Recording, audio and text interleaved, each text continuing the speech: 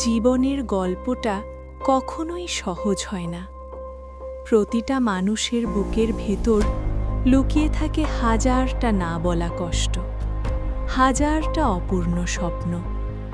কেউ বাইরে থেকে হাসে, কিন্তু ভিতরে ভিতরে ভেঙে পড়ে প্রতিদিন। ছোটবেলায় আমরা সবাই স্বপ্ন দেখতাম, বড় হয়ে অনেক কিছু হব, পরিবারকে সুখে রাখব, মায়ের মুখে হাসি ফুটাব। কিন্তু সময়ের সাথে সাথে জীবন আমাদের শেখায়, স্বপ্ন দেখা যতটা সহজ, স্বপ্ন পূরণ করা ততটাই কঠিন। কখনো কাছের মানুষই দূরে চলে যায়, কখনো বিশ্বাস ভেঙে যায়, কখনো ভাগ্য এমনভাবে আঘাত করে যে মানুষ নিজেকেই চিনতে পারে না।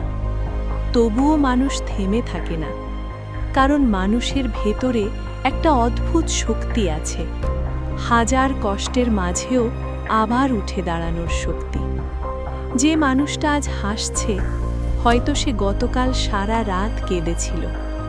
যে মানুষটা আজ সফল, তার পেছনে লুকিয়ে আছে হাজারটা ব্যর্থতার গল্প। জীবন আসলে একটা দীর্ঘ পথ চলা। এখানে হারানো আছে, পাওয়া আছে, ভালোবাসা আছে, আর আছে বিচ্ছেদের বেদনা। কিন্তু একটা সত্য কখনো বদলায় না, যত অন্ধকারই আসুক, একদিন না একদিন আলো আসবেই।